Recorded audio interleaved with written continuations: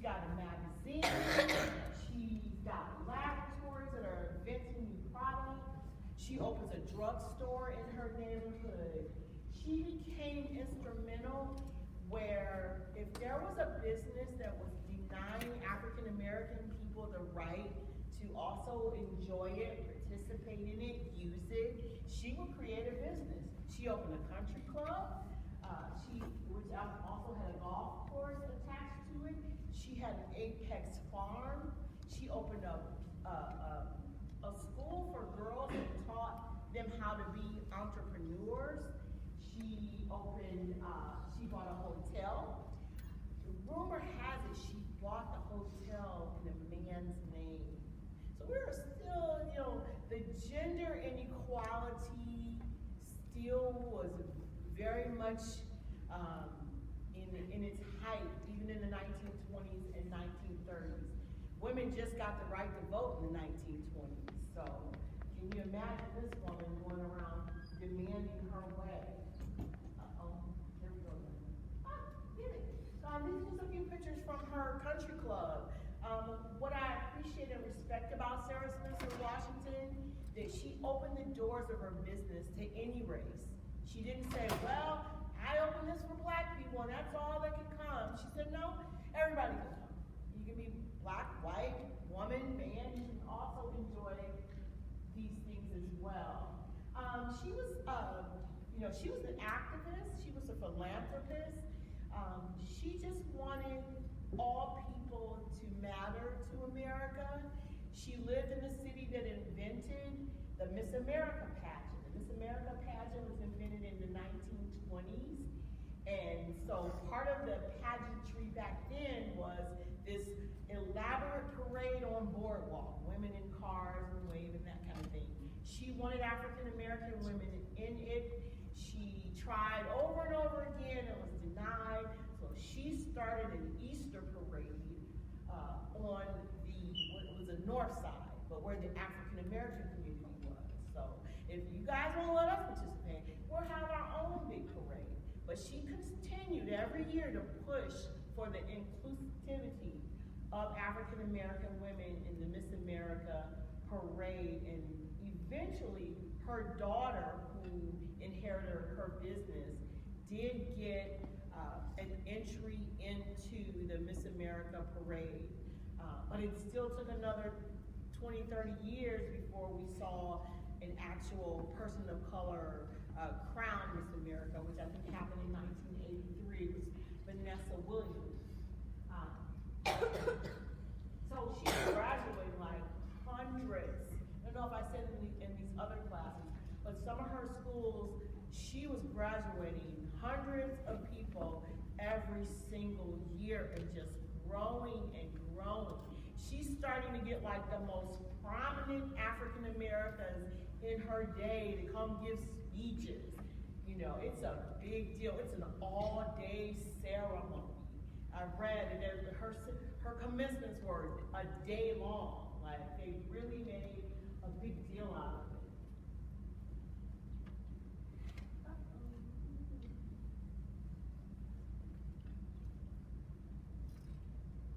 What is that? I really suck at this part. So I'm just going to keep talking. So Sara is getting women involved and included. She's also coming up with patents. Yeah, you can stop right there. She's also coming up with patents for various products.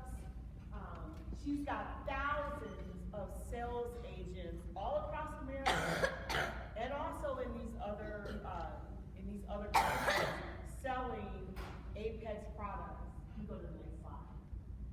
Again, with her philanthropy, I love telling the story about how Sara rented a helicopter and had them drop off coupons to get free coal in winter months in Atlantic City. She also threw a party for 1,500 children in Atlantic City.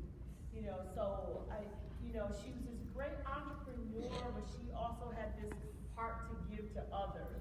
I often compare her, I say she's the early 1900s Oprah kind of lady. Oprah Winfrey was the next one. She's a bit of an activist. she starts a protest in a restaurant where African American people can't be served, and they open their doors to all people after that. But she has influence at this point. There's not a lot of wealthy African Americans in America when Sara was alive, so she really stands out. I just showed you guys like one of her diplomas that somebody actually found in a thrift store and sent to her grandson. So Madam Sara Spencer Washington dies in March of 1953 from complications of diabetes. She's getting sick and she knows it. She wasn't following the doctor's instructions too well either, by the way. And that was probably not a good decision considering that we don't have the medical advancement that we do now to treat diabetes. People were dropping dead of diabetes back then. They didn't live long once they found out.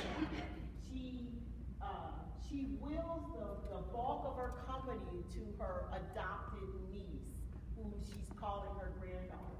She's grooming her whole life. So this was the plan, to make her the predecessor. She does become the president of the company. She does really well for about 6 years. She's making profits. She makes the most sales the company ever realized. She's getting girls into these Miss America pageants. And then she starts having kids and wants to find this balance of this working mom thing. Working moms in the 50s, that was rare. So I think there was a pull on her personally.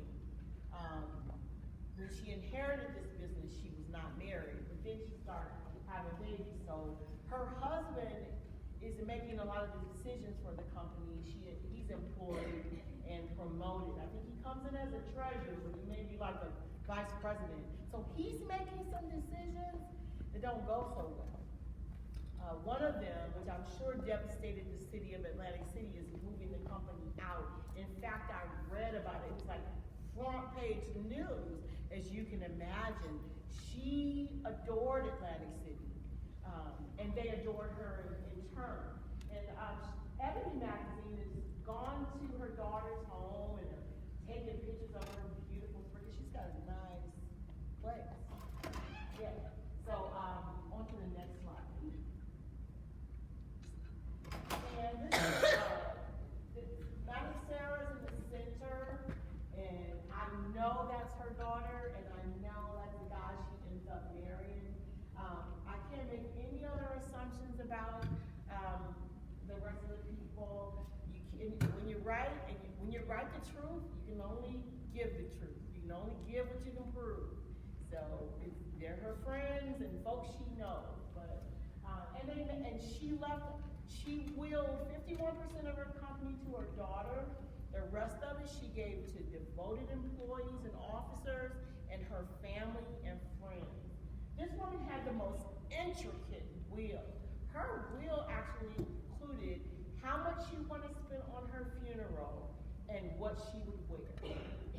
So I think if you have things you really like, as you get to the point in your life when you want to decide those things, you go to the next slide. So today, thanks to Sarah Washington's grandson, I believe because of my work, she's getting recognition she never got. Her artifacts are in the Smithsonian in Atlantic City. They have a resolution. They have a Sarah Spencer Washington Day in February. Go to the next slide. And